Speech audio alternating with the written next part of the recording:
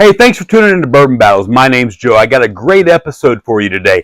I got a classic battle where I take two whiskeys and I have no idea what I'm drinking. I'm going to tell you what I prefer. So what do we got for you today? Hey, two of my favorites. Elijah Craig Barrel Proof. This happens to be the A123. What are we going to battle blind against that? Hey, the Booker's 2023-04, the Storyteller. Hey, you're going to have to stay tuned to see which one wins. And hey, I'm trying something new, so let me know what you think. Where I'm pairing a cigar. Hey, she won't let me smoke in the studio, so I got to do it here. Check these out. These CAO Brazilian cigars. This one right here, I love it. It's a great value. So let me know in the comments what you think about these cigars and these whiskeys and what you think will win. Stay tuned to find out.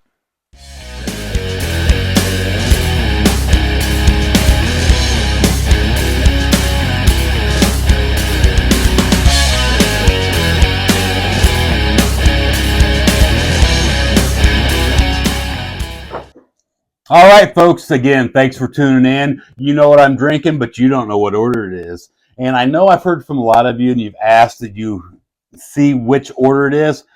Not yet, because I think that it makes more of you wait till the end to keep watching. And I like that. I like it when you keep watching. I also like it when you like, comment, subscribe, all that stuff. And if you saw this on Facebook, if you share it, that's a great, tremendous help.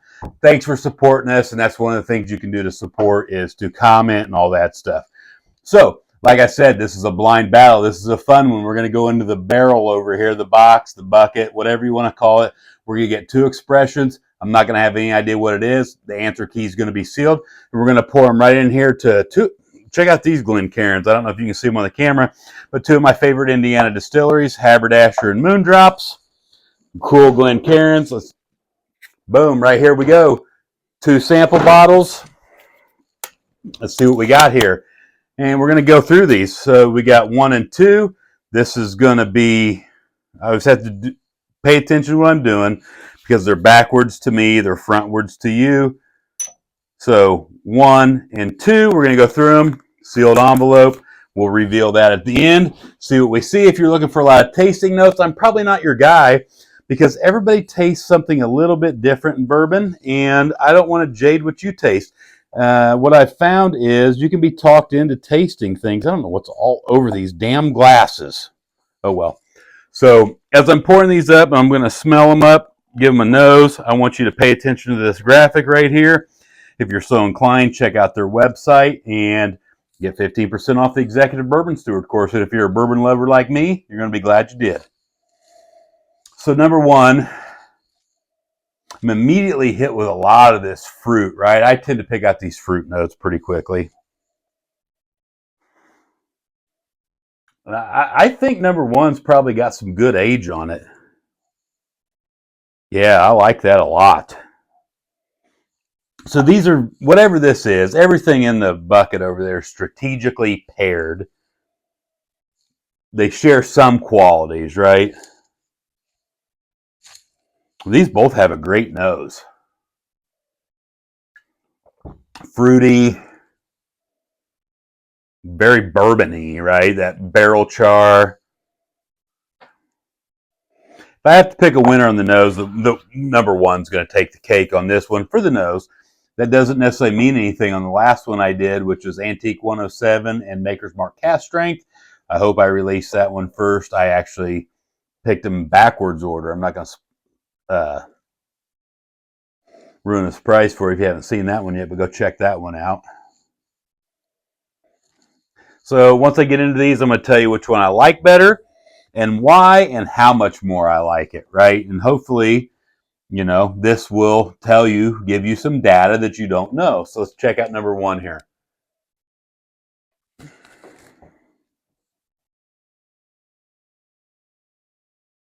Pretty good proof to it, nutty.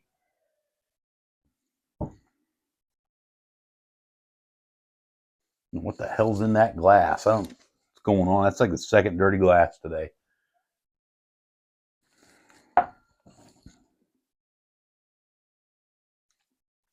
That's a tasty bourbon with a really, really, really good finish.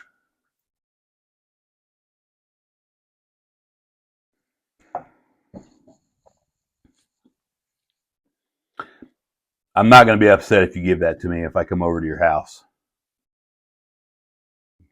It's got a big pop of caramel and vanilla there at the end. I like that a lot. I tend to gravitate more to the sweeter, candied bourbons.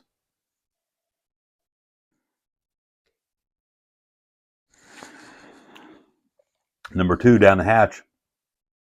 Oh, so I don't know how I've paired these up. Number 2 is much nuttier and doesn't drink nearly as hot. The proof tastes way lower. So sometimes I pair these up by proof. Are they wheated? Are they high rye? Are they whatever it is? If these were paired up because of the proof, then number 2 drinks a lot easier, a lot smoother. And I know smooth is so taboo in whiskey, but I don't care because it is smooth. If I tell you this tastes smooth, I don't care if you're Fred Minnick, one of the biggest whiskey experts around, you're going to understand what I'm saying. So stop acting like people don't know what they're doing when they say smooth. It's a perfectly A-OK thing to say.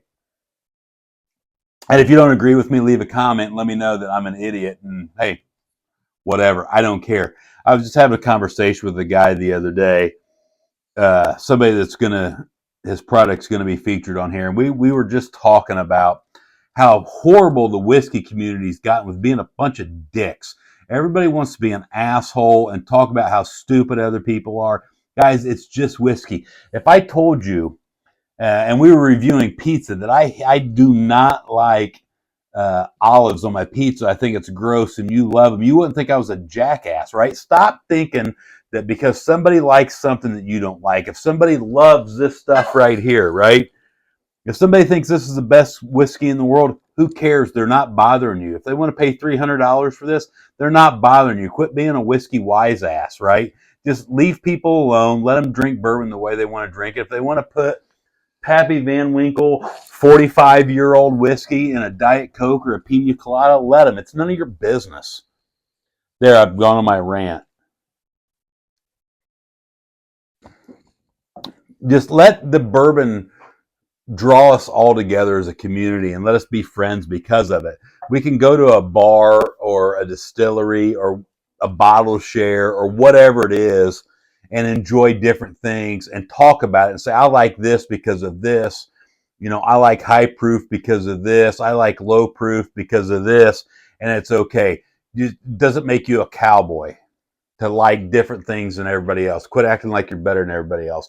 And if I hit a nerve with you, cool. But anyway, like I said, I was talking to this gentleman the other day, and we're going to feature his product, something he makes on here really soon. I'm really looking forward to it.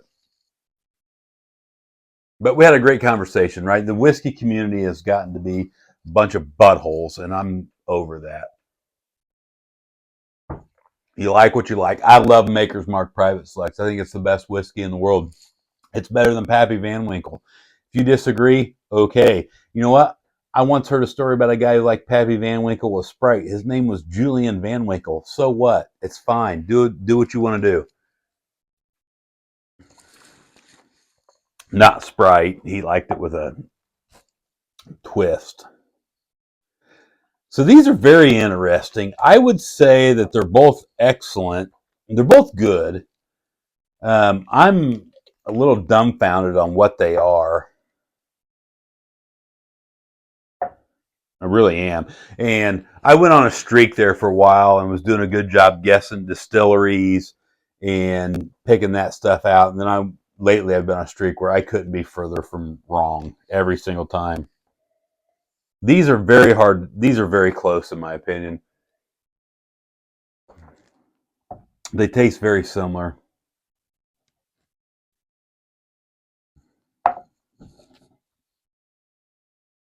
They're so hard to pick. So I'm going to say one of these is better, but close. You might think I'm going to go with number 2 because of what I said about how smooth it is. I'm actually going to go with number 1 because I think that little zing, that little bite gives it a little something that I really appreciate in whiskey. So let's check this out. Let's grab the bottles and see what we think. Okay, so in my opinion, 2 of the greatest high proof whiskeys that money can buy. And I am absolutely dumbfounded at what I chose as a winner. You still don't know what it is. I'm going to keep you in suspense for just a few more minutes. few more moments at least. So one of these is Elijah Craig A123, which did not get high accolades last year. Of course, the C120 or 923, whatever it was renowned and, one of the best whiskeys of all time, according to a lot of people. It's 125.6 proof. It is 12 years old. I have a propensity to love Jim Beam. So I also love Heaven Hill. You can dig into a lot of history with these two. If you know a lot about the Heaven Hill distillery, it burned down some years ago. They lost their yeast strain. Jim Beam let them borrow some yeast, so they're operating from that Jim Beam yeast strain, which gives both of these a very nutty taste. This has performed better just now, today, than it ever has for me, which is very interesting, which I'm more than okay with because it's great juice, great whiskey. What's interesting is, so it's 125.6. The Booker's is 127.8. It's 7 years old. It's, a little more than half the age. 7 years, 2 months, 29 days. This is the 2023-04 Storyteller batch. It was one of my favorites from last year. If you'd have asked me, randomly, what's better, Storyteller, the A123, and I said, you're crazy. The Booker's all day, every day, twice on Sunday. Wrong answer. I picked the Elijah Craig, which really surprised me. I do feel like if I did this same blind 10 times, I'd probably pick the Booker 7. Today was one of the 3. I don't know. So here's what I'm going to do.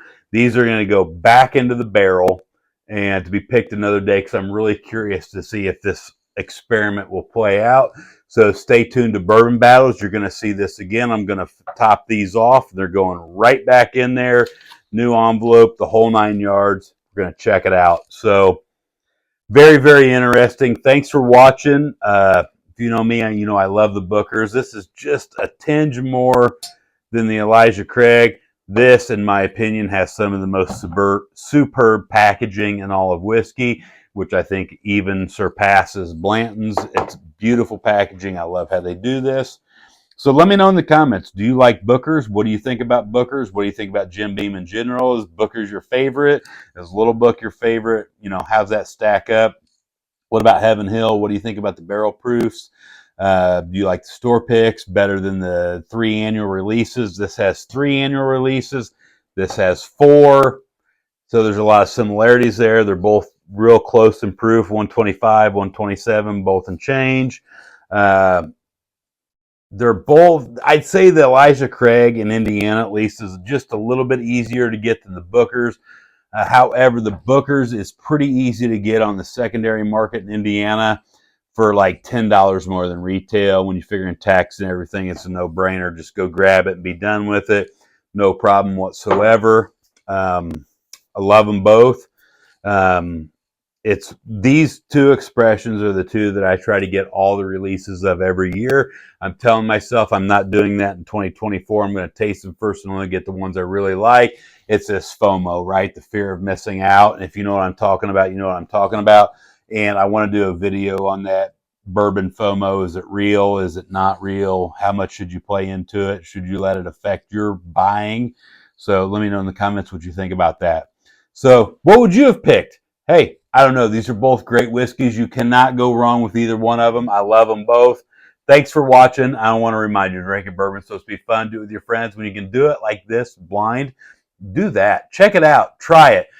Whatever you do it responsibly and don't drink and drive. We'll see you next time. If you drink, don't drive, do the watermelon crawl.